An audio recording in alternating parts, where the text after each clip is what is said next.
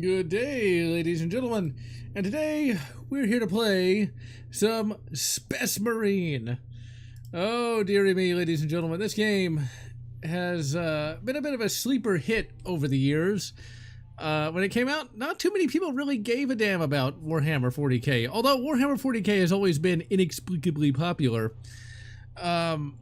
I actually got a advanced review copy of this game back in 2011. I was pretty happy about that because this is a damn fine game. One of my favorite third-person shooters of all time.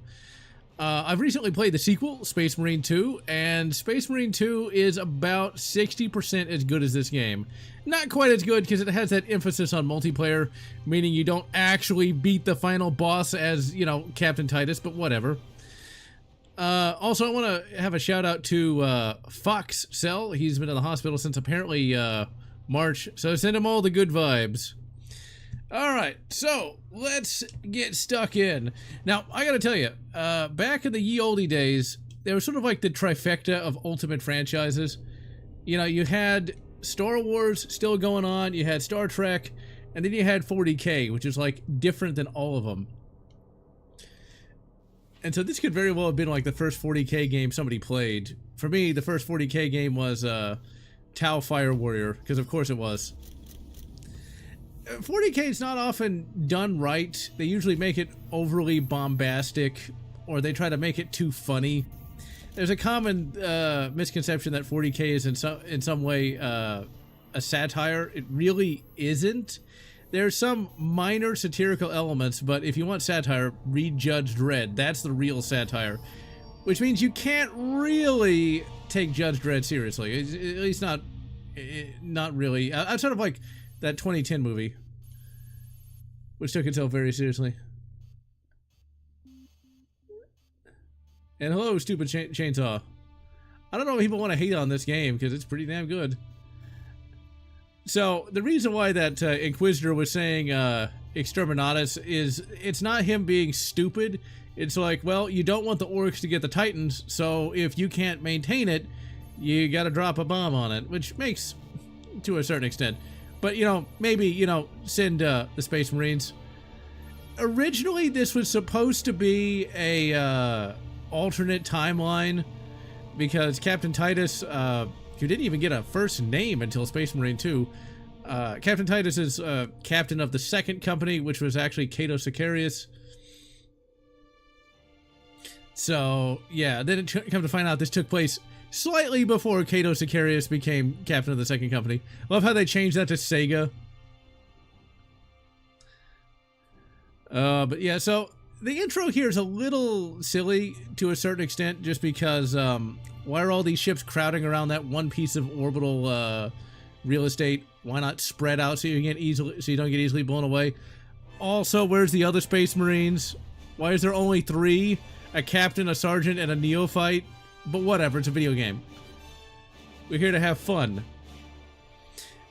What's kind of cool is just today, like a couple hours ago, I found a fanfic that's really well written that combines New Jedi Order with 30k, Horus Heresy.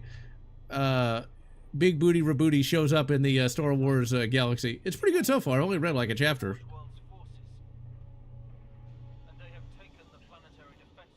Now this takes place before Gathering Storm, so we just have regular Space Marines. We don't have the Primaris yet.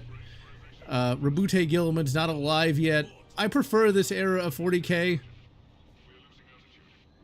Mainly because a lot of the changes that were brought about by Gathering Storm were kind of, well, annoying. I do like the Primaris armor. It's a little better proportioned than the original, like, Firstborn armor here.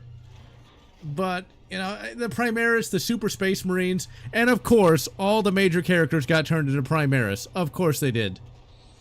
G-Dub kind of missed, G-Dub kind of missed the boat on, like, having some sort of, like, drama between Firstborn and, Primaris. They didn't really do anything with that. Oh, shut the fuck up, Leandros, you bastard. Remember when I played this back in 2011, my computer could barely run it? Now in Space Marine 2, your squad doesn't have a Leandros on it. So instead, what ends up happening is one of your dudes is like, the Codex Astartes does not support this action, but I am looking forward to it. Oh yeah, Conan. I have not actually done anything with that franchise in a long time. I enjoyed the first few Conan stories, though. And I did a review of the Conan game for the Xbox 360, which is remarkably not terrible. So yeah, we're fighting the orcs. The orcs are also very misunderstood. They're like, oh, they're the one species that has fun. It's like, well, not really. I mean, if by fun you mean slaughter innocent people, I mean... There's a scene in a novel with, oh, what is that idiot's name? The guy with the big claw. Commissar Yorick, where the orcs show up having fun, and they use like a giant bladed like human lawnmower to run over escaping civilians. It's like, yeah, they're good guys, all right. You gotta love them. 40k has never been that popular, mainly because what 40k is not a book series. It's not a video game franchise. What it is a tabletop war game. And that is kind of a big barrier to entry. Like, everything is done in service of the board game, for whatever reason. I mean, I guess the board game's what got it popular in the first place. But, you know, it's like, I never was a big fan of tabletop war games. I've never played one, but it doesn't look like it's gonna be that fun. With all the points and things of that nature. What franchise always has kind of surprised me with its popularity is Aliens. Like, that's one movie. That's it. That's one single movie. And yet it has spawned a franchise that has lasted as long as Star Wars, Star Trek, all of it. Like, the fact that there's any video games at all for it in the modern era is pretty crazy. Come on, smack him. And stab him. That's not how they really heal in real life. Well, yeah, in real life. Not that they exist. So a Space Marine is basically, think of like a Super Master Chief. You wouldn't be too far off. It's kind of like some kind of magical element to Space Marines. See, in 40k you got the Warp, which is basically hell. It's kind of like it underlies reality. It is made of all emotions. The orcs are the most entertaining faction. One of the reasons why I like this game a lot more than Space Marine 2 is there's no real enemy characters in Space Marine 2. Like, you have, like, the Hive Tyrant, who doesn't really have character. And you've got, like, a random Chaos dude, who also doesn't have much character either. Whereas this, you've got all the character you could want. So one of the things I've been thinking about recently is, like, why does modern-day media suck so much? You know, there's a lot of statements that can be made about it. You're like, oh, it's woke or something.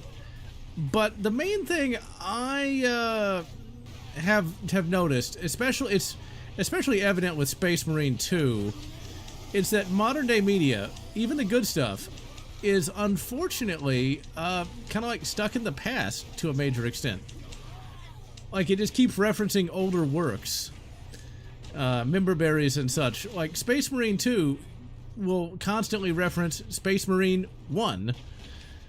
And, you know, it's like, they kind of need to do their own thing. Let's see, 40k books you should read is just pick up Eisenhorn and Caiaphas Cain, the second omnibus. That'll give you a good grounding on what 40k really is. Eisenhorn is an Inquisitor, sort of like a Jedi, I guess you could say, and is a pretty cool character. I think probably the greatest character in all of 40k. And Caiaphas Cain is, imagine like Han Solo. Exactly, 1010 man. I agree with all of that. It's just we don't have a lot of creative freedom to do anything different. I mean, one of the things about like X-Men 97, I think I mentioned this in the last stream, is like the writers weren't given a chance to do kind of their own thing. They just kind of just followed the original comic. What's funny is when X-Men 97 came out, I'd actually been reading the original comic, and I gotta say, it wasn't very good. if Space Marine were done today, you'd play as Cato Sicarius, which is not a very good character. I don't really like him. Whereas Captain Titus here is your classical hero. You know, he's kind and just, and he can kick the crap out of enemies. Captain Titus, come in. Damned orcs shoved me off course. I've had no word from Leandros, but I'm picking up Vox chatter from Imperial Guard forces on the ground. The Imperial Guard is my favorite faction of them all. X-Men is good if done right, and it hasn't been done right since the 1990s animated series. There's usually too many X-Men, none of which anyone can really get that invested in. Man, the 90s X-Men, that's where they took creative liberties and they did it right. I would love to see a 90s Warhammer 40k TV show. You could do it. You could make a kid show based on 40k. And I can tell you how. You do the exact same thing like they did with the Conan TV show. You don't actually kill them, you send them to the next dimension. You just, when you kill like a chaos force, they just kind of like go back to the warp. So you didn't technically kill them. And you could have like them fight Necron. I don't think, were Necrons around in the 90s? I don't remember. Also, they wouldn't just have weapons around like this. It's kind of cool that they are. At least they try to fit it into the story, but like, the more you draw attention to something like that, the less you can get immersed. I gotta say, these graphics look pretty good for 2011. I wonder if this got like a light remastering at some point. But yeah, I would have liked to have seen a 90s Warhammer animated series on Fox Kids. You could have like a team based on, you could have like an Inquisitor warband or like a Space Marine. They'd probably make the Space Marine an Inquisitor.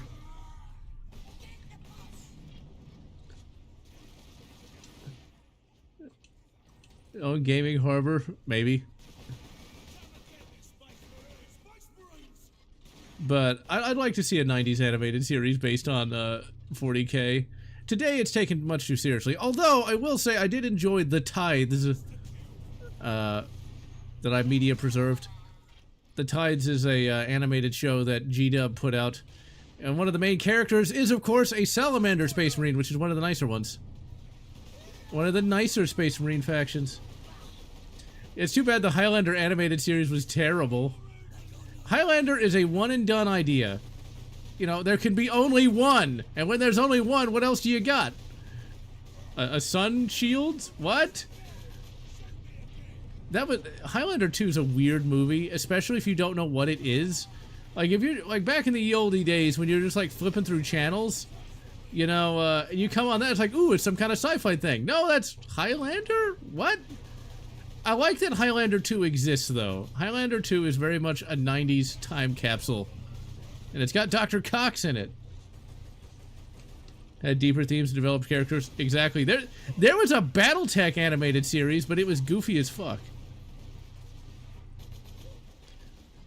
If you want a really good 90s animated series with mechs, what you need to watch is Exo Squad. Which it's basically Gundam, but, well, American. Like, it goes hard. Like, there's actual, like, Gen Zero aside in that. Which is kind of crazy.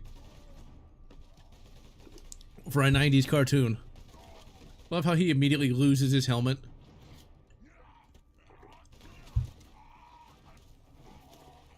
And yes, orcs are that powerful. Now, he wouldn't do that by that point.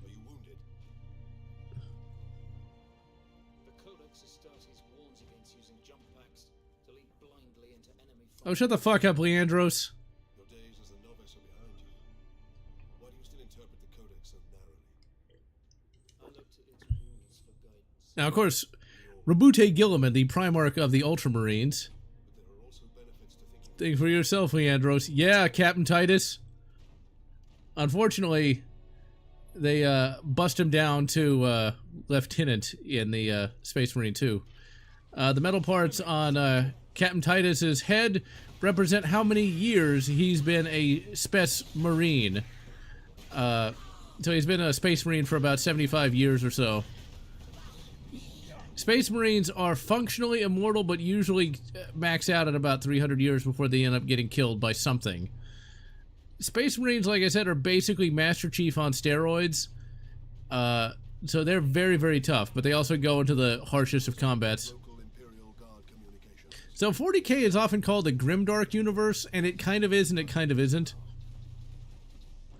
Yeah, so the oldest Space Marine right now, canonically, is going to be Dante of the Blood Angels faction. Uh-oh, I might have got that wrong. I think it's a Blood Angels, or it could be another Angels chapter. Whatever the case may be, he's like 1,000 years old. The meme is that he just wants to die. He's been made like the leader of the Imperium Secundus. Well, if you don't know 40k lore, you don't have a clue what I'm talking about. See, if there's a TV show based on 40k, you'd have to simplify a lot of that. I would not want to see one today, because there's no way it would be done right. But a 90s one? Oh, hell yeah, I'd watch the shit out of that. If it was actually good. The female Space Marine controversy is, there aren't any female Space Marines because the process to create a Space Marine would only work on guys because it uses, like, enhanced testosterone, which females have some testosterone but not enough. Stuff like that. And it's really just being pushed by one subreddit called Sig Marxism, so you can guess what they want. We would be, my lord, if not for the lieutenant.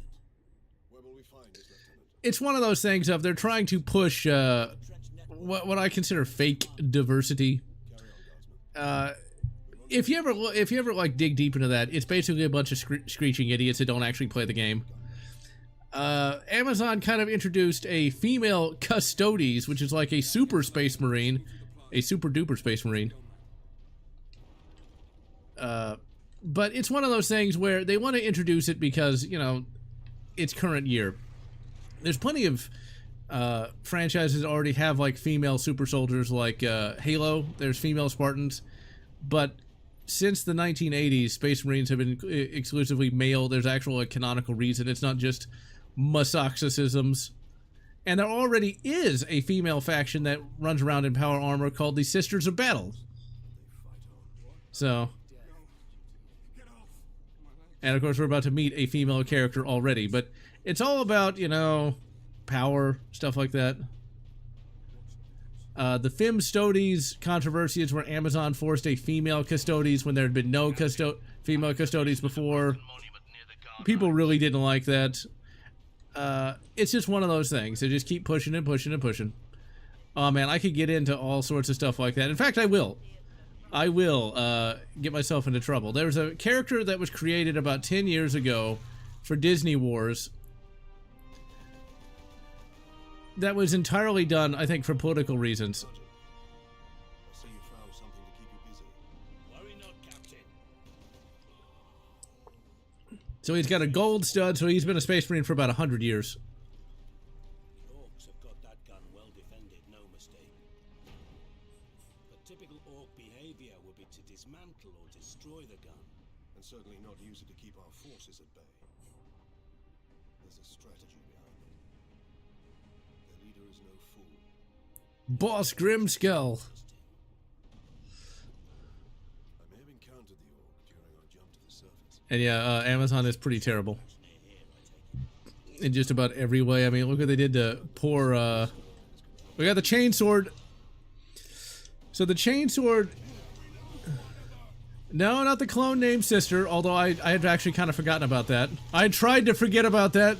Thank you, Stupid Chainsaw, for reminding me of that character. But it's a character on par with that character. For those who don't know what the Sister Clone Trooper is, it's a clone trooper of unconventional gender. I'll leave it at that so I don't get flamed. But yeah, the chainsword is the iconic 40k weapon along with the bolter. The bolter's like a rocket machine gun. It's not bad. It's alright, I guess. 40k is kind of like a post-apocalyptic sort of thing. There's like a giant AI rebellion that like wiped out all of humanity's technology. Then hell literally basically boiled over into the galaxy and killed off just about everybody. And 40k takes place after that. And so like a lot of the high technology has been lost. I'm out of ammo. Ammo is just too damn high. But anyway, there was a character created by, oh yeah, the chainsword. The chainsword is basically a chainsaw sword, which is pretty awesome. people like to be like, oh, it'd be so impractical. It's like, well, it's not running on gasoline, people. So it, of course, would be small. But anyway, back to the stupid character that was created. There's a character named Dr. Aphra that was created around the 2010s. And basically the way they sold this character was basically just listing off a bunch of physical characteristics. They kind of told on themselves when they created this character because she's a, what the Allied Commission after World War II would call a fellow traveler. She supports Darth Vader in all of his crimes against humanity. And this is supposed to be a character that we're supposed to like. So, yeah. It's just one of those things where, yeesh. I would also like to see a 40k film. You could make a 40k film. You'd have it basically be... Just make Eisenhorn into a film, because each Eisenhorn story is epic in scope, and crap. And, it's not crap, that's for sure. It's epic in scope, and it closes at the end. You know, it's like, it's open and shut. Here's technical progress. And yeah, well, the thing about, like, having the stagnation is kind of important, because once you have everybody basically be, you know, immortal cyborgs, the story either is going to get really boring or kind of dull. Because that's why modern day sci-fi is kind of dull. It's like the tech is too high. Oh, Luke wanted to engage... Luke wanted to date a war criminal. That's kind of... Well, I mean, you know, he did date Mara Jade, but I don't think Mara Jade actually committed any war crimes. Whereas Dr. Aphra actually did. You know, once again, as a fellow traveler, she would definitely, she'd be going to jail. Let's just put it that way. You know, she helped enable Darth Vader's, you know, well, crimes against humanity. And, like, she fangirls over Darth Vader. So she thinks that what he's doing is good. So, basically, they ended up creating a character that is essentially, what the hell is that idiot's name? It's a real person. What the hell is her name? Oh, there was some chick back in Natsock days that was, like, completely smitten by Addy and made, like, movies about him. She did end up going to jail, though. Probably should have. The only problem with, like, an Imperial Guard story, Anthony Jordan, is that could get kind of boring. I think you gotta have it be set at least a little higher up so you can kind of get a broader view of what 40k even is. That's why I think Eisenhorn's a good idea. You know, like, he fights demons and shit, which would be pretty awesome. Space Marines would be too expensive. Remember when I played the demo for this? That guy killed me so many times. Cause yeah, he hurts. Vader threw her out of an airlock? Good.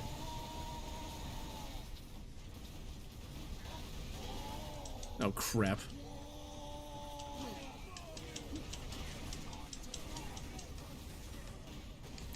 What you gotta do is you've got to stun this guy. There he is. And if you don't know how to stun him, gotta jerk off the B button. If you don't know how to stun him, you die. Like that knob. He rough. Space Marines, thank you. Space Marine armor. Well, there's not like... Well, there's money in 40k, but like... it doesn't really work like that. It's more of a feudal system kind of thing. So, Space Marine armor is considered... essentially priceless. Like, this is like some of the highest tech there is for the Space Marine armor. It's made out of ceramite, which is supposed to basically stop pretty much... It's like Super Mjolnir almost. He really should have a helmet on. Space Marines generally will wear a helmet. How did Dr. Aphra live by being thrown out of an airlock? That's just... That Disney Wars, though, like, they wanted to basically turn Vader into the Joker, so they gave him a Harley Quinn that he later, like, cut the head off of. It's like, wow, Darth Vader's a shitheel.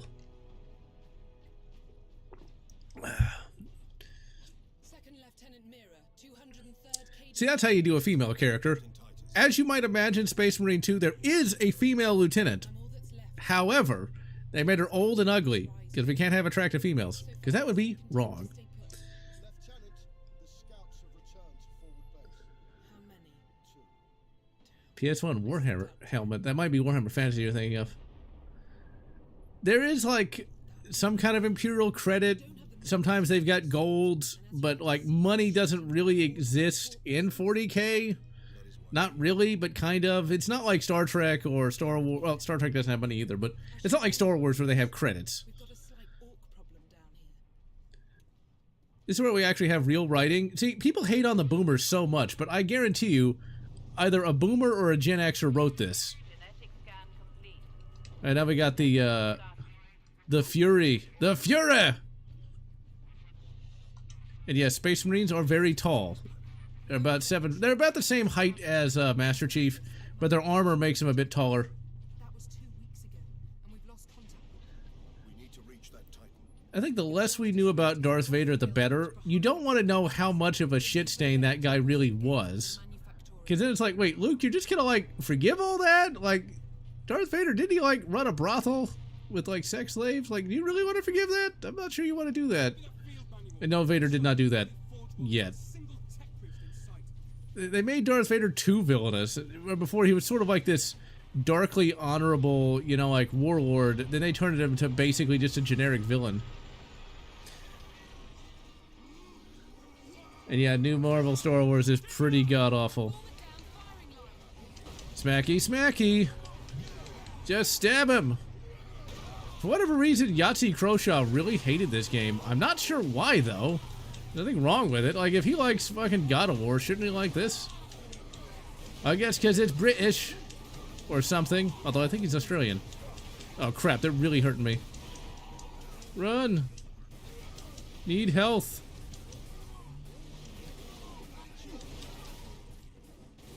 Alright, we gotta smack him. Nope, I did not hit him. There we go. No, I killed him too fast. Ah, well, we'll heal next time. Should have mainly focused on the characters and have some expanded things. Yahtzee used to be pretty funny, though. I remember back 12 years ago, he was alright. Although some of his takes were pretty bad, though. Like, games that were good, he'd say were bad. You know, it's like it's like a lot of the games he kind of like shat on turned out to be really good. And I used to actually listen to some of those reviews. And then one day I was like, well, maybe the game's not that bad. Then come to find out it was actually legitimately good. Smack him. Stab him. Cut his head off. Hey, I needed that health, you bastard. See, like, we didn't need a lot of knowledge about, like, Darth Vader. Because we already know how his story ends. The more you learn about him, the more you can end up hating him. See, Princess Leia, she had it right. It's like, I'm not going to forgive somebody who literally tortured me and blew up my home planet. And eventually she kind of does. Which, she really had every right not to. I mean, it's one of those things where, you know, Razor Fist is saying that James Cameron ruined Aliens by introducing the Queen. Wow. Oh, man, I could talk about that all day. Well, maybe not all day. Just ooh, we got the bolter. The heavy bolter. We could go Master Chief on their asses. Oh, my. And yes, Master Chief does actually have a waifu. Man, we should have water-cooled this thing. I could complain about the talking heads, but instead I'll talk about something good. Recently discovered an obscure Star Wars series called the Junior Jedi Knights. Oh man, it's good. It's basically a kid's story, but the thing is, since this is from the 90s, it's actually about 60% of an adult reading level. It's pretty bloody good. Like, it's really remarkably good. It's the only book series that has Anakin Solo, aka, like, imagine you mash up the best parts of Luke and Han and put it into one character. It's like his only, like, solo series, and it's got him with his first, like, adventures and everything. It also introduces the character Tahiri Vela, which I had no idea she was introduced in a book series that old. It is remarkably good for... It's a remarkably good story, not just for what it is, but in general. You can tell it's been kidified a little bit because it's a pretty fast-moving story. The Stalker Bolter. Oh my. Captain Titus, he's going to get a restraining order. The only thing that really makes Junior Jedi Knights sort of a kid story is the fact that the plot just flies by. Like, really flies fast.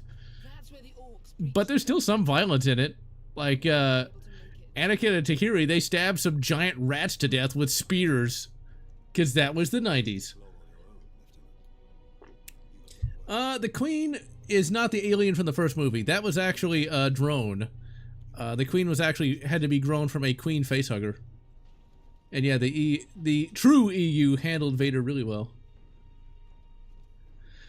I don't consider anything post-Alien Resurrection real aliens. Because, oh my god. I remember how disappointed I was when I saw Prometheus.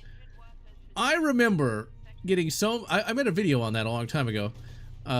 Getting so many negative comments like, it's not really a prequel. It's like, it isn't, is it? Uh-oh. And hello, Riley. I guess Alien Covenant isn't. I guess we just got to ignore, you know, like, Alien in the title, right? I still haven't seen Romulus. It doesn't look like anything I really would care to see. It's just like, I don't know what it's gonna do that would make me want to watch it. Come on, Titus, don't miss. This ammo is expensive. Do you have any idea how much a bolter round costs? 40k can get really goofy at times, especially in the codexes. The codexes have a lot of lore. What a codex is basically the rules for how to play the tabletop game. So, like, 40k, when handled by a competent writer, you know, is a pretty consistent franchise. But you give it to somebody who doesn't know what they're doing, like, say, Matt Ward, although I don't think he's written a codex since, like, 2010, but whatever. You give it to a bad writer, and they will really mess up the lore. Like, for example, one of the factions literally kills innocent people to soak their ammo in the innocent people's blood so that they can fight demons better. That's really stupid. Like, that's just dumb. Uh-oh. Thai food. But yeah, that's really dumb. Like, and then there's another thing, I think it might have been Matt Ward's fault, where, like, this one faction of, Space Marines kills members of their own force, skins them alive, and then wears their skin. Now, keep in mind, most of the time a villainous faction would do this, but they wear their skins because they're so pure that the demons can't touch them. Even though this faction that does that already is immune to demons, but whatever. That's where 40k gets really dumb, is when stuff like that happens. It's not common that stuff like that'll happen, but man, that's just stuff you kind of got to ignore. Let's see, in Romulus, they find the corpse of the xenomorph from the first film. Wow, that's pretty dumb. And it has the black goo. And well, Stupid Chainsaw, when we do that podcast tomorrow, I'll talk a bit about Alien Covenant. Oh man, that is such a bad movie for so many reasons. I mean, it is god-awful. I am looking forward to the Predator Badlands. I think that might actually be a halfway adequate movie. It might be good. I know the Predator design is pretty shitty, but my hope is they do a Sonic and, like, redesign it. Maybe they will. It's like, who'd have thought Sonic would turn out good? I rewatched a little bit of Batman Forever, mainly the Riddler scenes on YouTube, and it's Dr. Eggman! It's like, Jim Carrey is basically just doing the Riddler. Again. I gotta tell you, Batman Forever is not a terrible movie. Ooh, Event Horizon. Not bad. I watched Event Horizon when it came out. I was like sub 10 years old. Oh dears. My grandmother was not pleased, but, you know, I still got to watch it anyway. I mean, the only really creepy scene in that is, like, the skinned-alive Dr. Weir. Some actually consider Event Horizon to be a prequel to Warhammer 40k. I can kind of see that. Except, Demonic Weir is not nearly as powerful as he should be. But whatever.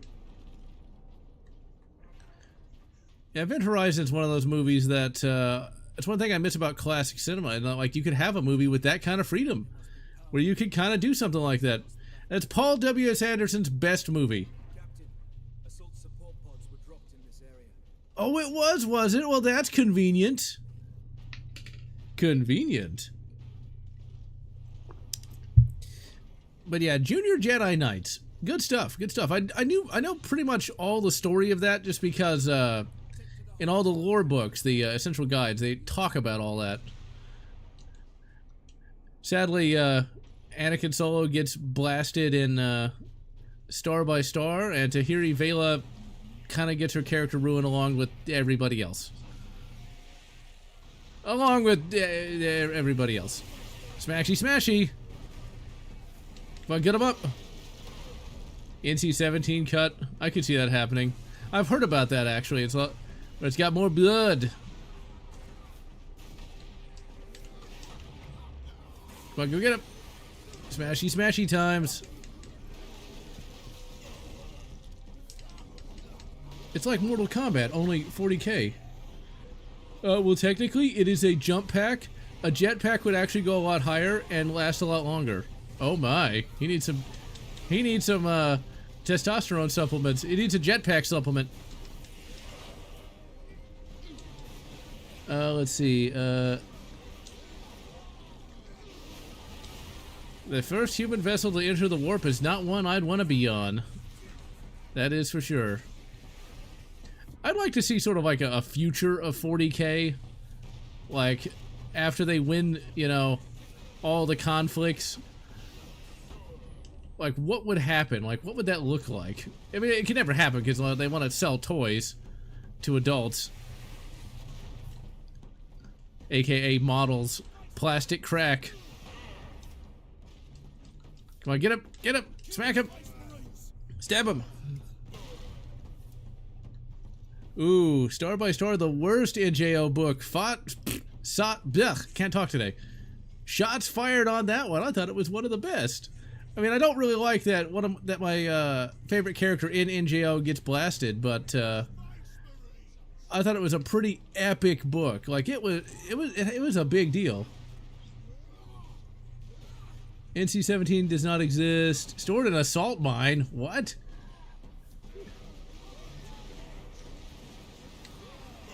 Yeah, all that plastic crack. So, like, to play 40k, the tabletop game, you have to buy models. Now, you can 3D print your own, but you can't play those models at, like, a Games Workshop store. And you can't do that during, like, the actual tournaments. So you had to buy their models, and I think, like, a squad of 4 Space Marines is, like, $150 or something.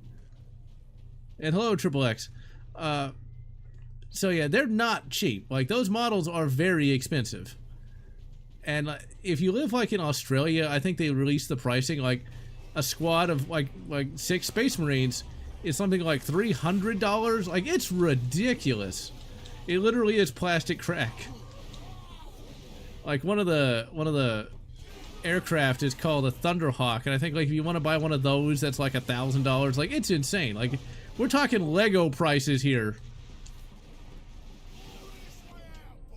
Did I really blow myself up? Yeah, so you can play, like, if you're just playing against regular people, then you can just use, like, 3D printed models and stuff like that. But if you're actually doing an official tournament, you do have to buy the G-Dub models. Not being a fan of tabletop war games, yeah, I'm not gonna... That's no skin off my bones, so to speak. The only 40k model I have is one I bought at a con of a Gothic-class battleship, which is a cathedral in space. That's going all right, Darth Chihiko. One day I do want to play BattleTech. I have a BattleTech beginner's box, but I have sadly no human beings to play it with at the moment. You never know. When the time is right, I will finally be able to fight giant robots. So, BattleTech versus 40k. BattleTech, a tactical squad with 10 Space Marines is $60. Okay, so it's not as expensive as I thought it was. But that's still a lot of money, though. I think, like, the BattleTech equivalent is not nearly as bad. But like BattleTech and 40k kind of went head to head in the 90s. 40k won, and I can see why 40k won, because 40k has the better lore and story, whereas I think BattleTech might have the better game, but doesn't have as good lore. Like BattleTech is like, it's similar to 40k in some ways, because it's got like a feudal future, but none of the characters are really that interesting. I've read a couple of the books, and they just didn't really do it for me. So, deodorant can tank from Rogue Trader. Nice.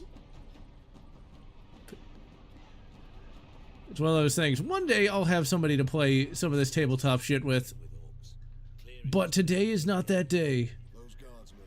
But talking about like people like Razor Fist and shit, I would love to do a video on like some of these red pill kind of creators.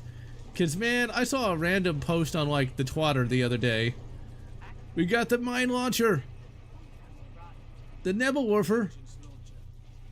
Let's see. You can rent the table space for a game. You're still not supposed to use 3D printed miniatures. But store people don't care. Huh. Don't ask, don't tell.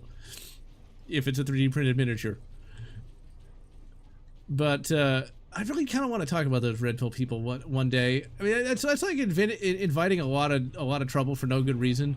But man, those people are really annoying. Connor used to go. They sold used 40k models. Oh, well, that's pretty cheap.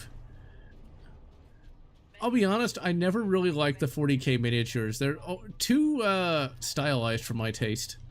They just look kind of silly. One day I plan on collecting a few Joy Toys. Yes, that's the actual name. It's China. Just go with it. Unless they get tariffed. Oh no! I don't think I have to worry too much about paying too much for a Joy Toy Space Marine. I have my eye on one of the Primarises. I'm not a big fan of Primaris because it's like, oh yeah, we're gonna make the Super Space Marines. It's like, wait a minute, they're slightly better. It's like the Space Marine 4. It's slightly faster. But I do like the design of that armor. So, I like it more than the original. Look here, Captain. Melter charges. Melter charges? This whole fortress will come down. We could put the charge on one of the gun's shells. Leandros, you do the chapter. Andros, does the Codex Astartes say you can do that? I don't think it does. He's a rules lawyer! Burn him! Every time I listen to any sort of video on tabletop games, they don't sound fun. They sound like people rules lawyer all the time, and I blew myself up like an idiot, and overly difficult. I'm not really sure what power armor is my favorite. The thing is, I don't like the proportions of a lot of that. They're just overly detailed. I actually think it would be, I can't remember what the mark of power armor is for the Primaris. Those guys, because at least it doesn't suffer from tiny head syndrome. Because like, you look at the armor we got on right now, like Captain Titus's head looks really small and it looks kind of silly, you know. Red pill people I usually associate with the blue pill side. Exactly. I've kind of walked away from. Actually, I never was part of the red pill. Ooh, that's the thing I wanted to talk about. Now, that reminded me. I clicked on a random video from 2015. That was 10 years ago. Oh noes. Time's going by. Where the video title was like, why going MGTOW? MGTOW is men going their own way. It's basically a bunch of whiny people whining. And basically it's like, why it's a one-way street. Now you might think it's a guy talking about how like, well, you know, people don't understand the ideology and you might have to just be alone because nobody understands it, right? The only thing is, though, the actual video is basically just a therapy journal where he was complaining about one of his friends not hanging out with him and instead choosing to go on a date with his girl. The guy was going on a date with his girlfriend, not the video guy's girlfriend, but his own girlfriend. You get the idea. It's like, really, dude? That's why you went your own way because you couldn't get a date? Ugh. Stuff like that. Or one really unhinged post I saw on the Twatter where somebody wanted to like unalive someone because they had a girlfriend and they were happy. It's like, whoa, what the hell, people? Captain Titus is not wearing a helmet because he's super strong. And he's also voiced by voice actor Mark Strong. How much you want to bet that's not his real name? The voice actor for Captain Titus here literally is named Mark Strong, who is most famous for playing villainous characters, actually. He played the villain in that Sherlock Holmes movie and a few other things like that. So he's got a pretty good voice. Space Marine 2 brings in a new character, or a new actor for Captain Titus. That's not bad. He's not bad, but he's not as soft-spoken as Mr. Strong is here. So I'm a big fan of this version of Captain Titus. What I want to know is, can Captain Titus take down General Grievous? I don't know. I think Captain Titus might be able to do it. Oh, these bastards. Now, the orcs are supposed to kind of be inspired by, like, football hooligans or something. So we kind of got, like, the football orcs here. Football, of course, being the European football with that little weird ball. No, not football hooligans, rugby hooligans, I think. Some kind of sport hooligan. It's some kind of hooligan, I don't know which. I don't care about no sports. That's just like shooting or something. It's like sports without a team? I'm happy with that. 40k is like this really big, bombastic universe. And 2003, Grievous is pretty tough. But I don't know, like, Captain Titus is pretty badass. At least fight him to a draw. So Captain Titus is a named character, so he'll still survive. He might just get cut up a bit.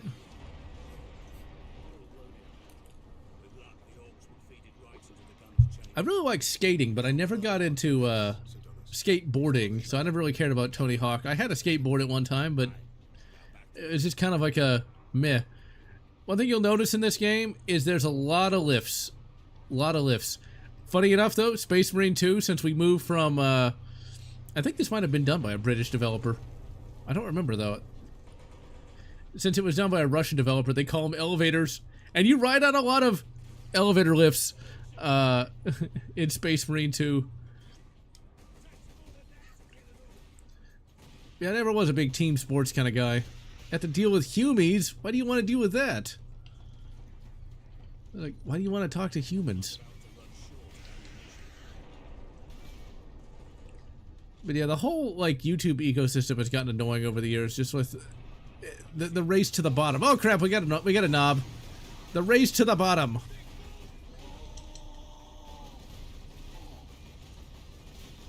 Okay, wait a minute. We got the vengeance launcher.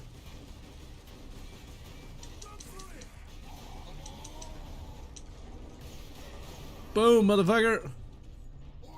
Come on, stab him.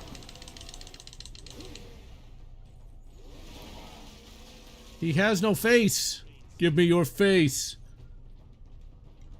Yeah, these are loading screens, but it's still kind of funny. It's like, to the lift! If we had no lift, where would we be?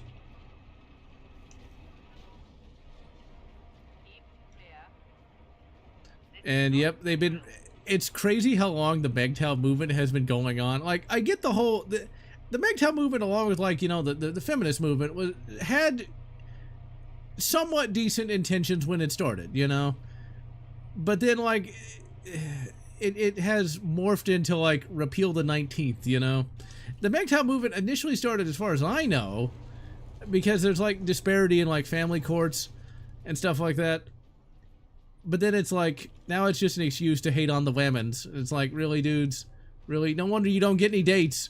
Like, what are you gonna do? Like, when you meet a girl, you can be like, you have hypergamy and are therefore evil. It's like, I don't think you're gonna get any with that kind of attitude. I'm just saying. It's just, it's like, press X to doubt all the doubts. Smacky, smacky. So, like, orcs here, they don't have to worry about getting dates simply because they have no genitalia, and I'm being shot to pieces. They have no genitalia because they're actually funguses. or fungis. They're fun guys made of fungus. Basically, they reproduce by giving off spores. So basically, your typical Games Workshop fan. And so, like, the spores grow underground, and then eventually they form into orcs. And yeah, people do just kind of want to hate on people. It's kind of sad. It's actually kind of interesting. I was friends with a Megtal once. Actually, really good friends with a Megtal once. It's kind of interesting to hear people who had... I was actually kind of shocked by that guy, actually. Because I was just talking to him normal one day, right? And I was talking about Republic Commando and how, like, Mandalorians adopt people into their clans. And without missing a beat, this dude's like, why would you, what do you say? Like, oh yeah, why would you pay for another man's mistake? I'm like, wait, what? These are Mandalorians. They're like, you know, like, adopt, like, orphans and shit. It was like, yeah, right. It's like, what? That was the first time I was ever really shocked by something a friend of mine said. It was the first time, but it wouldn't be the last. That's how that's how toxic that Megtal shit gets. Come on, get on the lift, you assholes! Then, of course, you know, it just kind of the whole Megtal thing got worse and worse over time.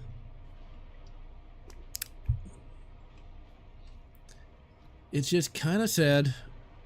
But, you know what? I guess they can just procreate via spores. Because it often seems these people have bad hygiene on top of that. But it's what it is. It gets views. That's the thing. The more negative something is, the more negative shit is, the more views it gets. You'll notice on my videos, I have to have, like, a negative question. Like, for episode 3, it's like, is it the worst prequel? It doesn't. I did a video on Predator Concrete Jungle, a remake review, so to speak. And in that video, I had the tagline be, Unsung Classic? Nobody clicked on it. But then you say, like, is it janky? And people will click on that. It's bullshit, but it's what it is. Exactly, stupid chainsaw. Exactly. And it gets so many views, though. It's like, all that negative relationship stuff. You should look at the view counts. Like, there's million view videos on that. It's like, what are they even watching it for? They're never gonna get a date anyway, so it won't be a problem for them. I will cover you. Wait, what am I doing? Let's get some more ammo. This is a game that was made on a budget and very efficiently. It's one of the things I like about this game. They did not overcomplicate it. I think Space Marine 2 needed to have a little less of that multiplayer stuff. I mean, multiplayer isn't bad, but I feel like the game suffered because they kind of split their attention to too many things that didn't really matter much. That's why single player is very important. That's what keeps people coming back. Wow, I got completely rocked over there. Come on, come on. I don't think this rifle's been accurized enough. This is like 4 MOA, man. And for those who don't know, 4 MOA is really, really bad. Come on, smack him. Oh crap, squigs! You bastards. So yeah, squigs are like, they're like orc adjacent. Like, they grow out of the spores, and, like, orcs eat them for, like, sustenance, but they'll also eat humans. So, like, orcs are still kind of seen as, like, the jokey faction, but they're really not funny. I recommend reading Kaifet's Kane, Death or Glory. Like, they literally enslave humans and work them to death. That's actually one of the best 40k books of all time, because it really shows a more, ground level you could make Death or Glory into a movie, and I bet it would sell. Probably make for a better TV show, though. That actually reminds me, I'm gonna be doing a video later this year for the 10th anniversary, yes, it's been that long, of Force Awakens. And the basic subject of the video is I'm going to be talking about which would make a better Star Wars sequel. Heir to the Empire or Dark Empire. And I'm going to make a case that Dark Empire would make for a better movie, whereas Heir would make for a better TV show. Heir to the Empire is a little too cerebral for a 2-hour movie, whereas Dark Empire is really very much a space opera. I don't have a problem with Palps coming back. It just goes to show you how tough Palps really is. You know, the whole Chosen One bullshit is very much after the fact. So it's like, yeah, Luke has to keep fighting this undead sorcerer. That's pretty awesome. And every time you kill him, he just comes back angrier and more powerful. It's like, there's nothing wrong with that idea. It's like, it's something that I think Star Wars really did well. Make a Space Marine movie, because Space Marines would be very expensive, and we already had a Space Marine movie. You had that god-awful Ultramarines movie that had a budget of like 2 pennies. Oh crap, no! Fucking squigs! Yep, I was screwed. And there's a knob, and I got completely smashed in the face. Yeah, Captain Titus ain't gonna be pretty no more. He literally just tanked all that. What an asshole. I think we killed him. We didn't have to smack him. Yeah, I know we got grenadiers, but I forgot to throw them.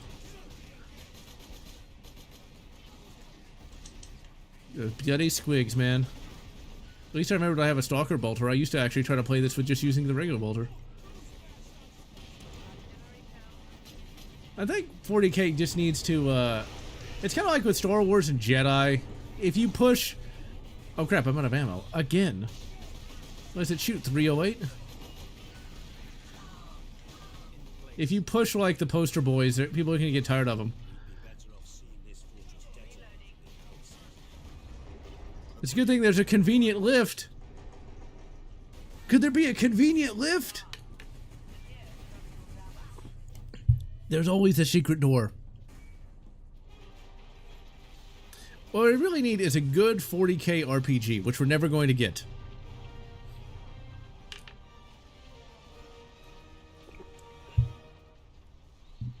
I'm glad that's on the California handgun roster. I don't really know too much about Walther pistols.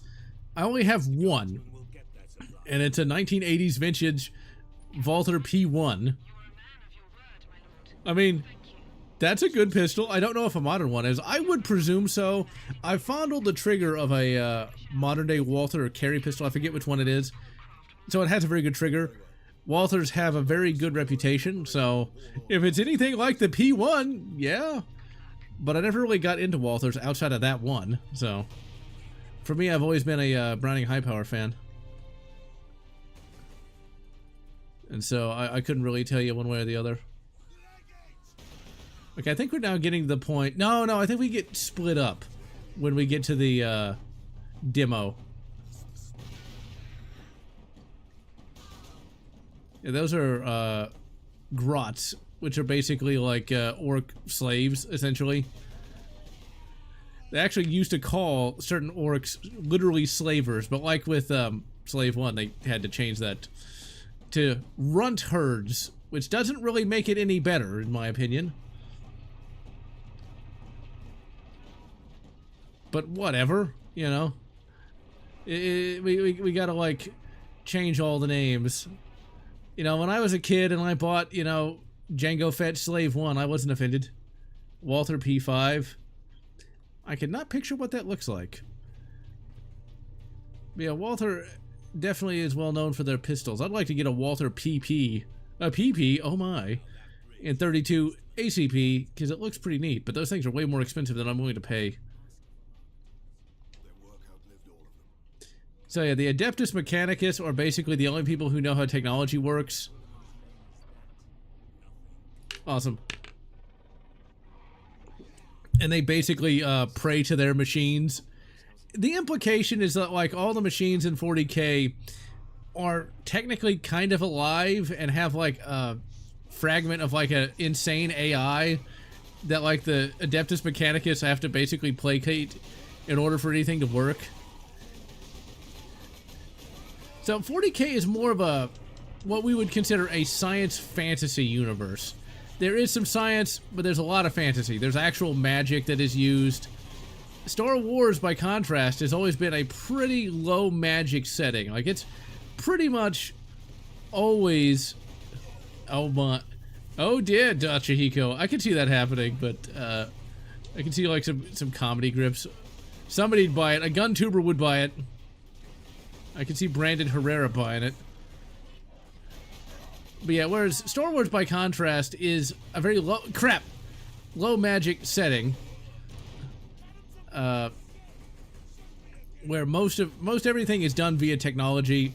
There's like a couple Force users here and there, but they don't really Force users don't do a lot in Star Wars when you think about it. Like, it's not like Darth Vader's just gonna go like and blow up a Star Destroyer. He can't do that.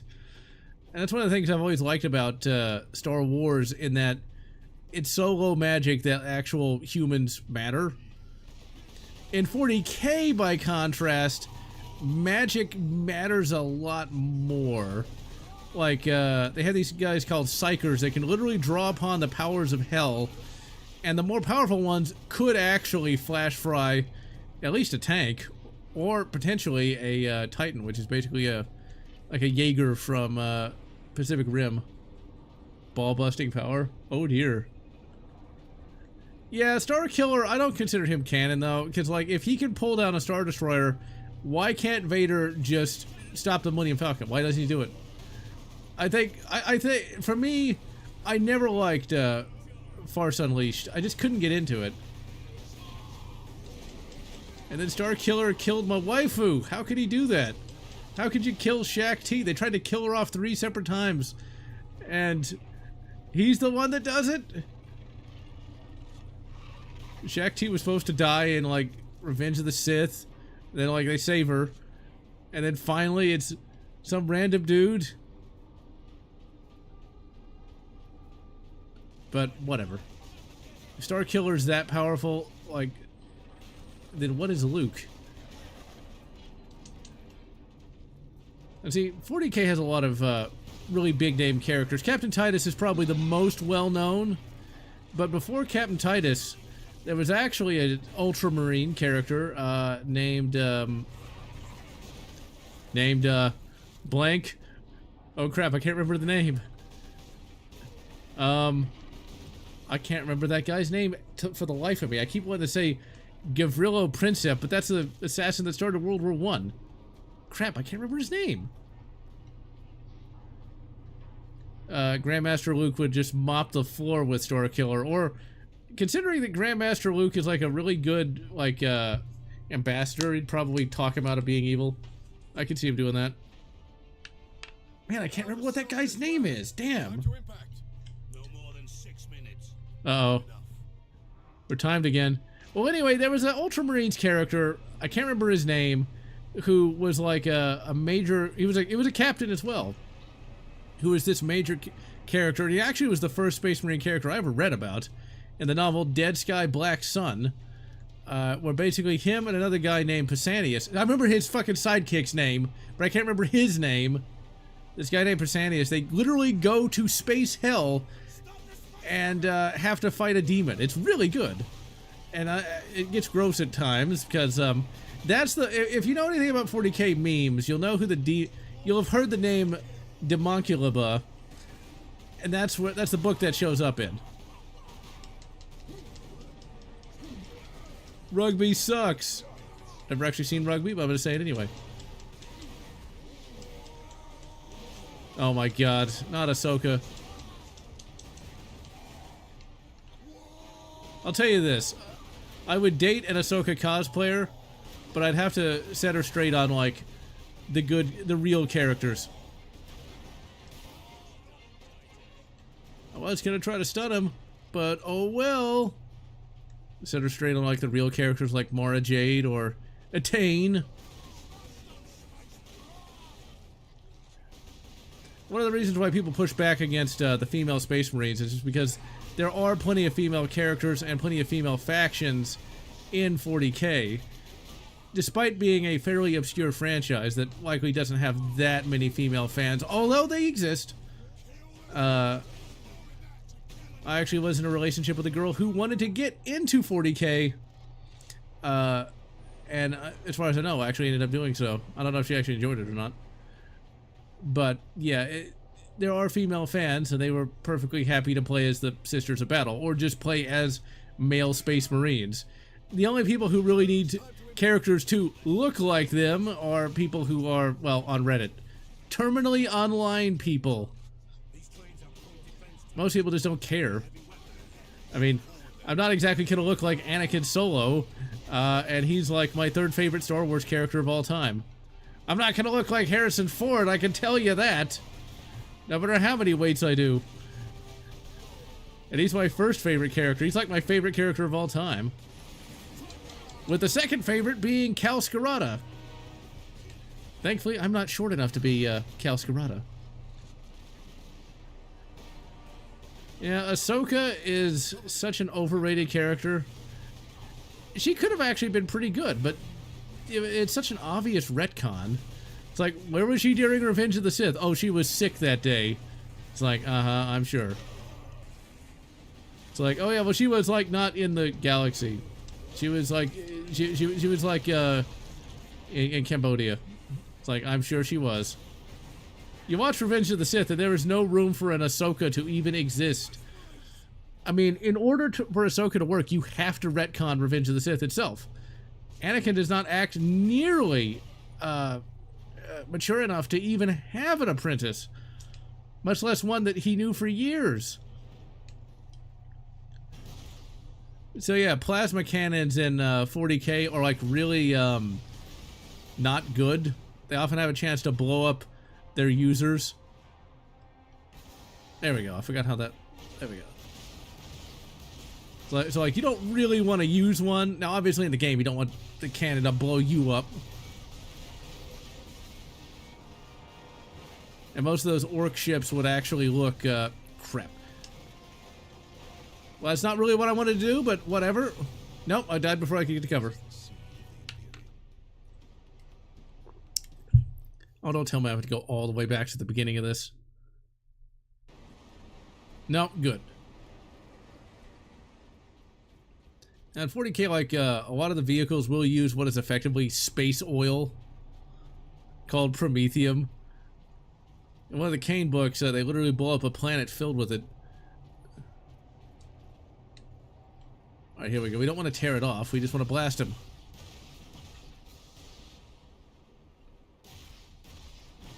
So there's two major settings for 40k. Oh, actually, three major settings, now that I think of it. You've got the Horus Heresy, which takes place in 30k. And literally deals with a guy named Horus, turning against the Emperor, beloved by all. The Emperor is basically like a space god that, like, leads humanity out of a dark age. And Horus is one of his, is a genetically engineered general that ultimately turns to chaos, which are basically space devils. Wow, there's a lot of lore in 40k. It's like, you try to explain that, it's like, well, you see, there's Horus, and like, he does this, and I got completely obliterated. Dave Filoni is basically the Matt Ward of Star Wars, unfortunately. Now, Jon Favreau kind of redeemed Star Wars a little bit with Mando, but there needs to be a 40k live-action TV show. You could do it. Maybe you could do a Inquisitor, or maybe just... The problem with the Imperial Guard is it's just going to be a ripoff of Band of Brothers, which is not a bad thing to rip off, but it needs to have its own identity. Actually, probably more like the Pacific. Like, you know what? We're gonna... Oh, this game's gonna get the developer in trouble. It said man the plasma cannon. Can't have that.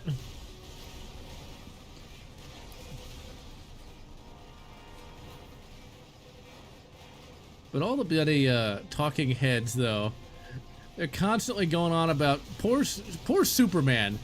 I don't know if that movie's gonna be good or not, but if you watch the talking heads. It's like, Superman looks weak. It's like, it's a 30-second trailer. How do you know anything about the movie at this point?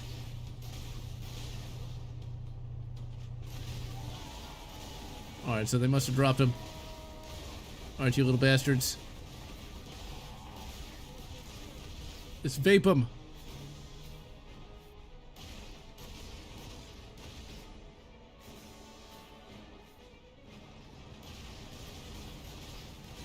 So the orcs kind of like have like their own kind of like psychic field that lets their like crap technology somehow work. But it's not all like psychic, because like humans can use some of their technology. Going back to Death or Glory, like Kane actually ends up having to use like an orc rifle and it almost breaks his wrist.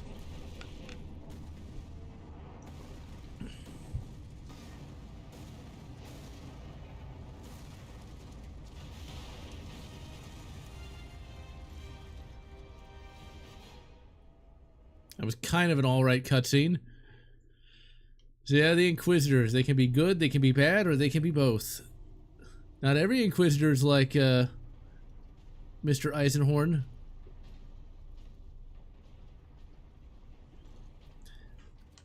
The Manufactorum still holds. Some Imperial Guard units made it here after all. They cannot hold for long. This game looks a lot better than I remember. It's like no wonder it chugged my bloody computer.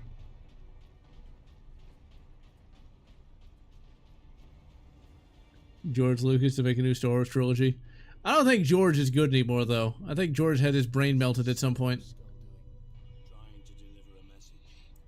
So what's a servo skull? Well, in 40k, they can't use, like, computers. Unless, like, the computer uses a brain as, like, a processor. Because of the AI war. They definitely cribbed that a little bit from, Dune. This is Inquisitor Drogon. I need urgent assistance at Manufactorum Majakis. They're after the experimental device. Yeah, this is the MacGuffin for the game.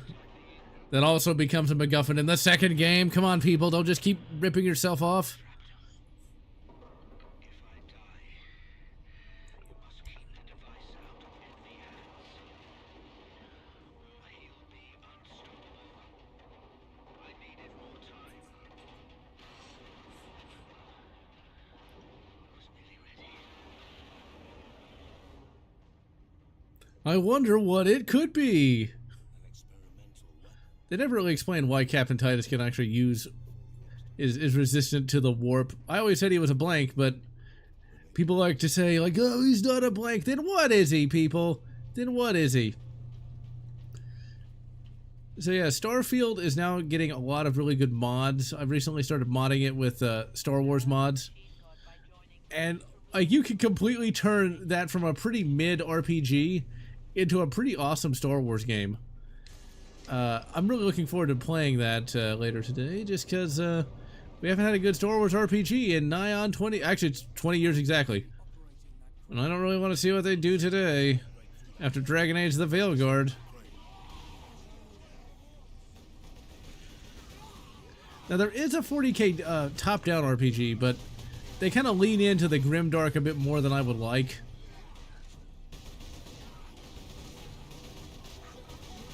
Because the grimdark is like flavoring. Like, not everything needs to be grimdark, otherwise it kind of loses its bite. And there are actual heroic characters in 40k. And I think a lot of times we kind of like don't know what grimdark really is. Because like you're not gonna see like Captain Titus here just like walk up to an Imperial Guardsman and like squish his head or something. Captain Titus would have like some kind of heroic speech, and then he'd be all like, you know, and that's why we must fight for courage and honor. He's sort of like an Optimus Prime kind of guy. Whereas an actual grimdark thing would have like Captain Titus just be this real tyrant of a bastard. Now I've read some books that are really grimdark. There's one that has like a lot of Space Marine kind of characters in it. And in order to stop some retreating, was effectively Imperial Guard. Like the Imperial Guard, goddammit. Run, run. What is effectively an Imperial Guard equivalent? Got like one grenade left. Oh crap, not a fucking knob. Yep, I'm dead. Come on, go, go. Don't kill him, I need his health. No, you bastard.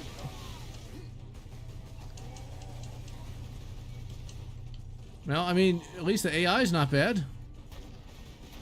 Okay, we're just gonna keep running.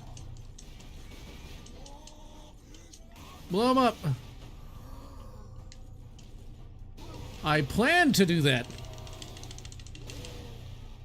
I totally planned it. Just wanted to make it look more epic. I totally wasn't getting my ass handed to me. Totally wasn't. But yeah, in this book I was reading, I forget which one it was. It basically had a Space Marine character just pop some poor guy's head that was trying to retreat from like some kind of alien force. It's like, that's grimdark. That is legitimately grimdark. Now, there are grimdark things in 40k, like where some Inquisitor wanted to wipe out the entire civilian population of a world, and then some Space Marines literally started fighting against him to stop it. But they sadly weren't successful. It's like... Any grenades? No, of course not. And yeah, the orcs here, their main claim to fame is shouting "wah" over and over again. Which just so happens to sound like war.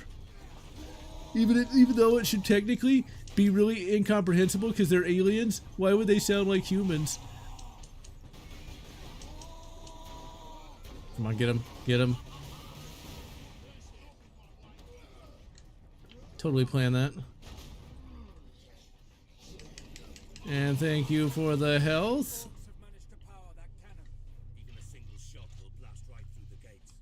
Will it? Will it?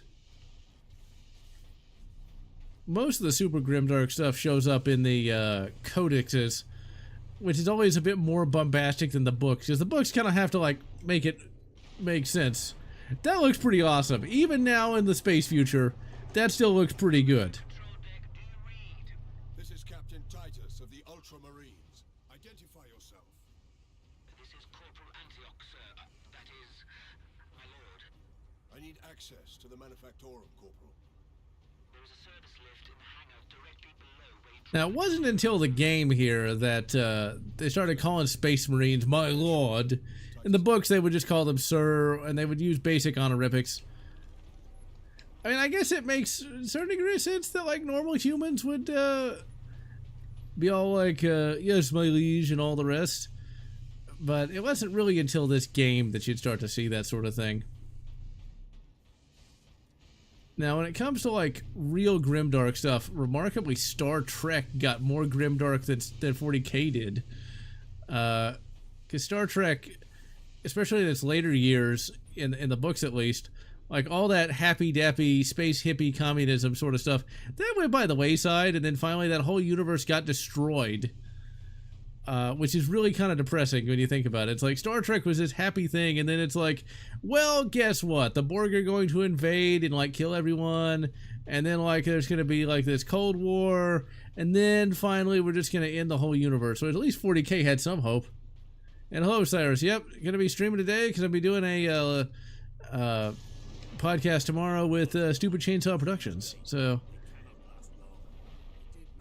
had to get it done today. 40k at least has a lot of hope, despite all the fighting. And most of the time, the characters are going to be heroic, unless they're fucking squigs. Now, sometimes you'll have characters who act somewhat villainous, but most of the time, 40k will be pretty positive to a certain extent. And recently, with its continuity, continuation, I guess you could call it, we've got like some major characters coming back to life. You know, like chaos is being pushed back. It's not giving up on humanity, I guess you could say. You know, Star Wars, aliens, stuff like that. The good stuff. And that's gonna be tomorrow at 6:30 Central U.S. time. Central Texas time. The only time worth worrying about.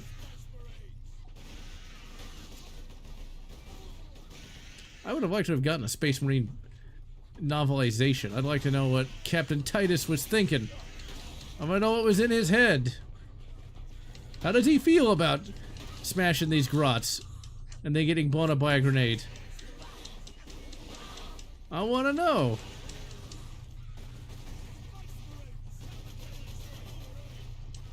This is definitely a game that served by playing with a controller.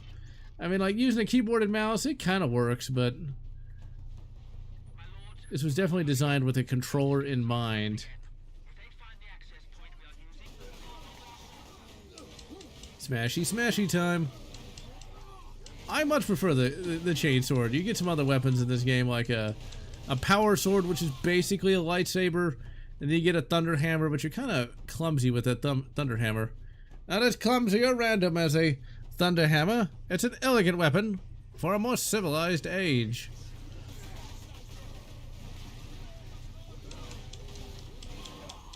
But it's awesome to see how Warhammer 40k has gotten so much more popular than when I got into it. Used to be people barely knew it existed, if at all. Now there's like all kinds of lore channels on it. Sometimes the lore channels go a little too deep.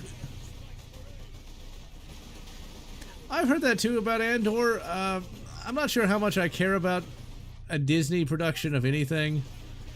Because, like, this is still going to be coming from writers who don't really know what a corrupt government even looks like, or they might even find it desirable. And in the books, we'd already seen how bad the Imperial government was, which it basically was, you know, sort of a combination of the Sox and the Soviets. Now, in 40k, you've got an Imperium called, well, the Imperium of Man. And it's basically a feudal theocracy more than anything else. People like to say it's fascisms, but they don't have communication nearly good enough to do that. Its communication is literally done via telepathy, because, yes, magic. Power Axe! The Power Axe. I forgot this was in the game.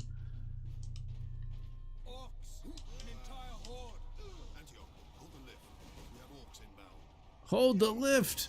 Hold the lever.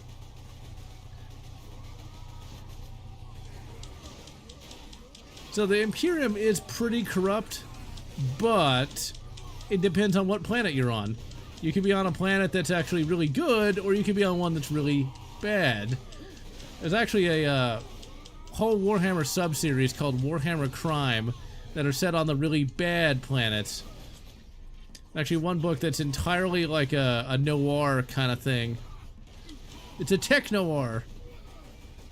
Everybody dances like it's the 1980s. I forget what book that's called at the moment, but there's a book where where the main character has to go into Mechanicus Shrine. Now, the Adeptus Mechanicus are pretty evil. Like, by any stretch of the imagination, they are pretty evil people.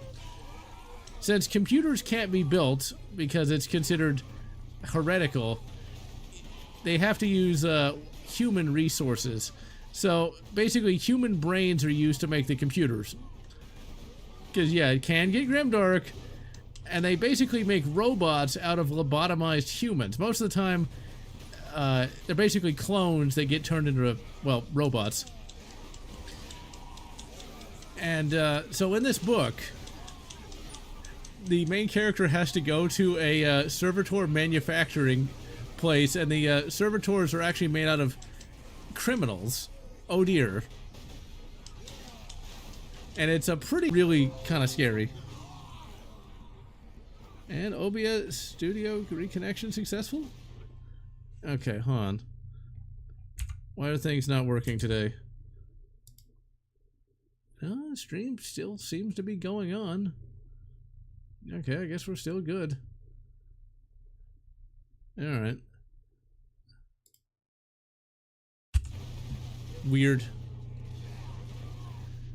Okay, one moment. Let's see if we can't get this to work right. Alright, here we go.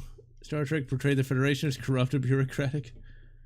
Well, the idea behind Star Trek was the exact opposite. The idea behind Star Trek was, in the future, people would be better, that humanity would actually overcome its past failings. So, unfortunately, modern-day Star Trek is exactly like that. Which kind of flies in the face of what Star Trek was meant to, well, be. Let's see, what time is it? Hour 30? Okay, we're doing good. Go, go, go, go, go, go! There are two knobs?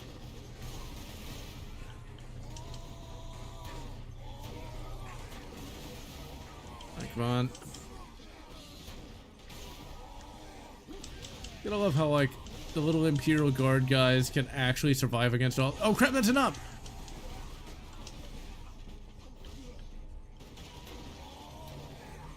Come on. Let's get that knob out of the way first.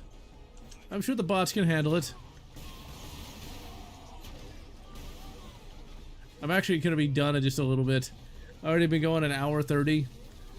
And so, after this mission, I'm gonna, like, call it a day, because I'm tired. Had to go to work all day. Yes, my lord. We have word that an Inquisitor is in the Manufactorum. Yes, Lord Drogon. We have not seen him for several days. Let's see, is the face is identical? Fleet arrived, my lord. The fleet is still en route, Corporal. The Ultramarines are here as a vanguard, to cripple the enemy and secure the most valuable assets. I see. But the facility and its Titans remain secure. All I can say for certain is that no orc has breached this gate, my lord. Contact Lieutenant Mira. Her unit is establishing a bastion in Hab Center Andres, and your support craft— And no, I do not work on Sundays. I used to. What of the colonel and his staff? They did not survive. Oi, keep that muzzle clean, guardsman. Here we are, my lord. My thanks, Corporal. We still need an Imperial Guard game. I don't know how such a thing hasn't been made. That'd be an awesome early 2000s shooter.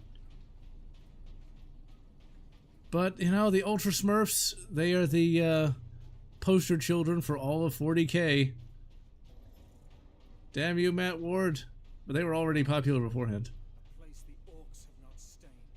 For now, I doubt even dropping that cannon on them will convince orcs to back away.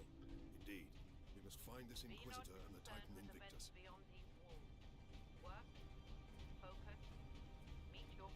Now, like, the civilians in 40k are often kind of portrayed as just basically being worked to death. But that's one of those things where the writers don't really know how, like, a human civilization would work.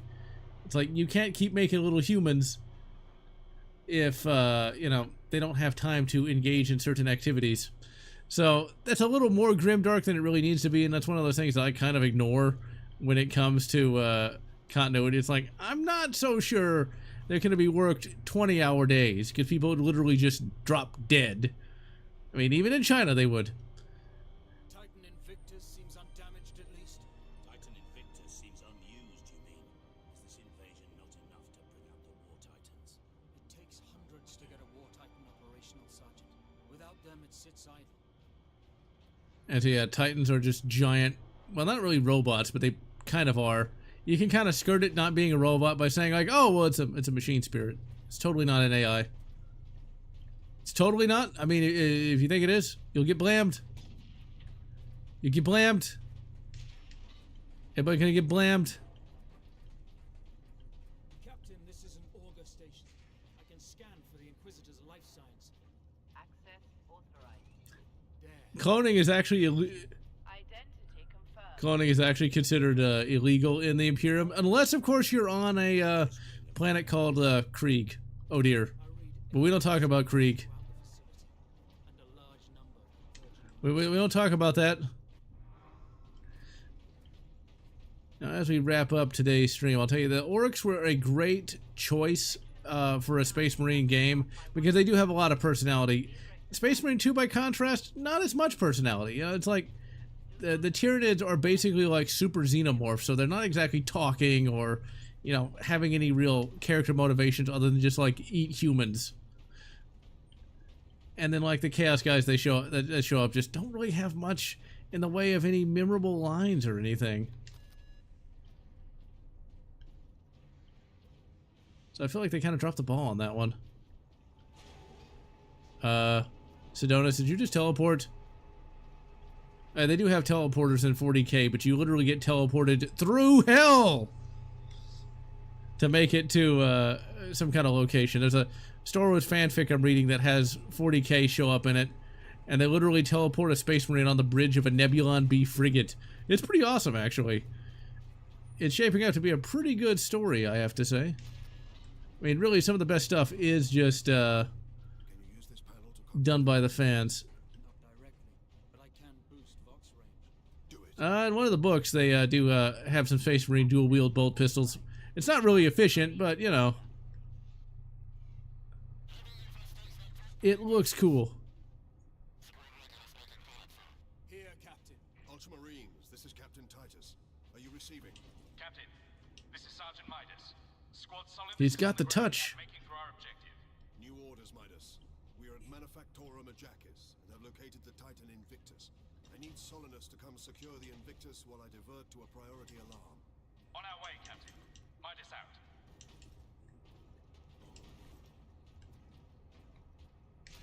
So the whole skull iconography, that comes from like the Emperor, like he dies at the end of the Horus Heresy. Well, he doesn't really die, but he's held in an internal embrace of pain. And for 10,000 years he has watched over his people. 40k is one of the most bombastic settings you'll ever come across. Yeah, that would work. So long as it's from the Ultramarines chapter or something like that, because the Ultramarines are kind of like inspired by Imperial Rome. It's more like ancient Rome, but it's more like the movie version of Rome, more than any sort of realistic kind of thing.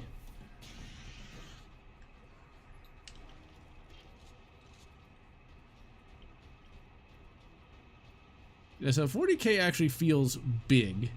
A lot of the characters don't overlap. That's where Disney Wars really dropped the ball by having like everybody be related to everybody else. A good Blood Angel name. That would be more like more Latinized. It's like at least stuff like Titus is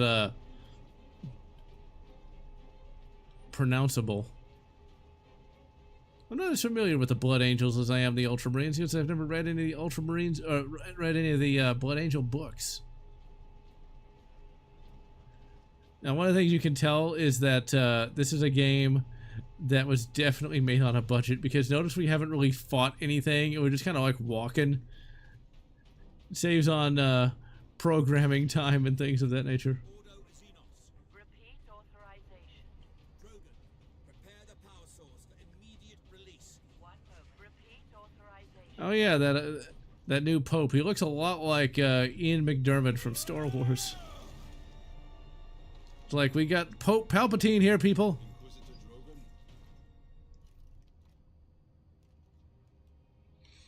I am Drogon. And you are? Captain Titus of the Ultramarines. We received your distress call, but you seem to have weathered the enemy's attack. I am soldier and scientist both, Captain. What is the status of the experimental device? The power source is running the entire Manufactorum from the generator room. This device is a fuel source, not a weapon. It is a complex device and an unstable one. If the Orcs find it, they'll try and take it apart. It could detonate with enough force to destroy the entire planet. But isn't that insignificant compared to the power of the warp? And for that, Captain, I need your aid. This way. You are wounded, Inquisitor Drogon. I'm a psyker. My psychic abilities are controlling the bleeding. Very well. Oh, are they, Mr. Drogon? This is sort of a call forward to Space Marine 2. But I do not want to spoil that one. It turns out that Incrucible Drogon is Titus's father. No, he isn't. You try to steal my titans, steal my loot, I'll rip your guts right out your throat. The orc himself. I'm gonna put your head on a spike. See, we don't get nothing like that in Space Marine 2. In fact, you don't even get to fight the Hive Tyrant. Malcolm McDowell as a orc. I'd pay to see that. I'd buy that for more than $1. I'm getting my ass handed to me again. Just gonna blame the chat. Why not? See, if we got a 90s animated series, we would have Malcolm McDowell. Wait a minute, hold on. How do I activate that?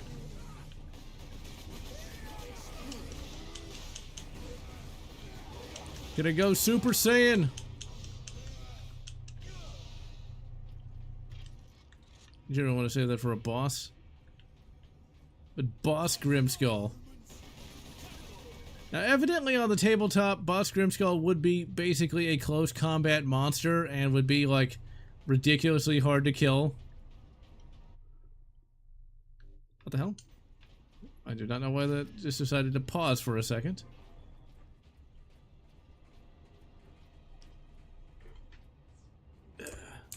With Alice and Inquisitor, I could see that. But he's very old now, so I don't know how well that would work. Alright. Get to a stopping point soon. The orc has a scent for us now. Damnable creature. Had he not blundered onto this world? But he did, Drogon. I think we'll finally get the plasma rifle at this point. Space Marine recognized. Full access I granted. got the plasma pistol, which is actually pretty useful. There. We must get to that lift. Once again, we got lifts. To the lift! But of the games that came out around this time, this has got to be one of the best of the licensed games. As much as I like the Deadpool game because of its personality, that is really not that good of a game. Like, it's pretty generic in just about every way. I need to stream that at some point just because Deadpool the game has just the same old gameplay over and over again, and ultimately it's kind of hard to finish just because it is kind of dull. I forgot all about this guy. I don't even remember there being a weird boy in this game. Now that's the guy that you gotta like. The only way you can take him out is if you smack him enough.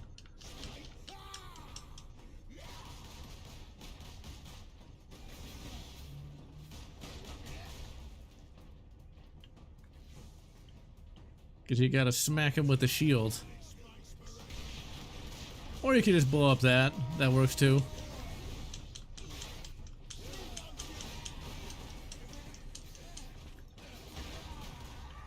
Come on, get him. You bastard!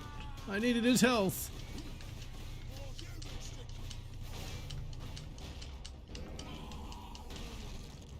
I love that execution. Just fucking smack him with his own shield. Yeah, Blood Angels are definitely need a little bit more love, but I never played any of the Vengeance of the Blood Angels or Blood Ravens or whatever the hell that was. This didn't really appeal much to me. I guess I should give one of those Space Hulk games a try at some point. It's just like, It seemed overly difficult for what they were. Now that's a loading screen, ladies and gentlemen. How much deeper does this facility go? Manufactorum? Far deeper. The whole generator room is actually suspended above a venting shaft. Suspended. Yes. In case of catastrophic overload, the whole room can be shunted away into the depths. Oh, I remember this part. Yeah, I think after we blow up Captain Titus here, we'll call it a day. Here we are. Colder than the space was smiling. Really, the Space Wolves are awesome. Product of the device's functioning. So like the comment, the common thing is where like psychic stuff makes everything really cold. In 40k, whenever like things get cold, it's like somebody's using the psychic powers. I'm glad they kind of carried that over. Captain Titus, proceed into the main chamber. We need only obtain the power source at the core of the generator. I will initiate decoupling from a control console. Understood. Or we could just rip it off the thing. I mean, why not? Guard the access points.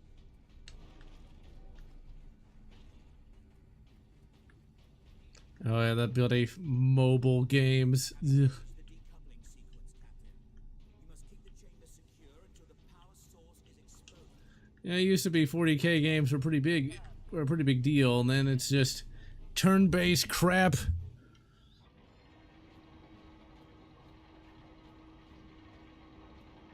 We're eventually gonna get attacked by orcs. Yep, no, that's not him. But we get blown up and survive because we're a psychic blank. Somehow. Alarm. Xenos detected. They can just magically tell. Oh, that's gonna be a boss, I think. I just haven't read that many Blood Angels books, so I couldn't really recommend any at the moment, just because I don't really know that. Oh crap! Don't really know that many. I'm mainly just stuck with the Ultramarines. The power source will be free of the generator shortly. Along with the Space Wolves. Now the Space Wolves had some of the best books of all time. Oh, you bastard. Yep. No, good move, move. As you will about Boss Grimskull, he's not exactly what you'd call original.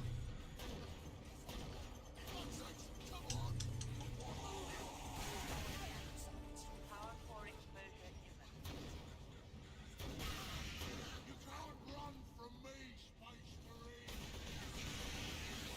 Now, head over to the servitor station and activate it. It will retrieve the power source and get it into its canister. Oh, was I supposed to lose fight? Man, I really don't remember this game as much as I thought I did.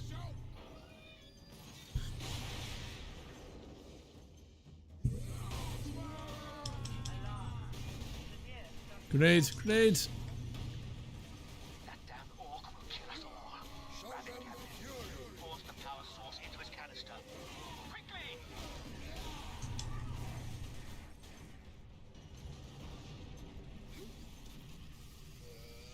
That should kill him immediately and turn him into some kind of chaos spawn. Definitely recommend reading those Space Wolves books. They are pretty damn good. With some great characterization for Ragnar the Space Wolf. Uriel Ventress, that's the name I was trying to remember. Before Captain Titus, there was Uriel Ventress. He got like 6 books.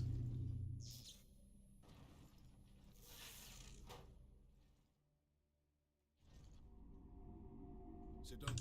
All right, lads and lasses, I think I've had about enough for today. Next time, we're going to be taking a look at Project Brutality. Since next week, we're going to be getting Doom the Dark Ages, but I ain't paying no $80 for a game. So until next week, I am General Lotz, and I'm going to wish you good Space Marine trilogy and good Typhus Kane, whatever makes you happy. Actually, it's a pretty good White Scar book set during 30k. But until then, General Lotz, wishing you good.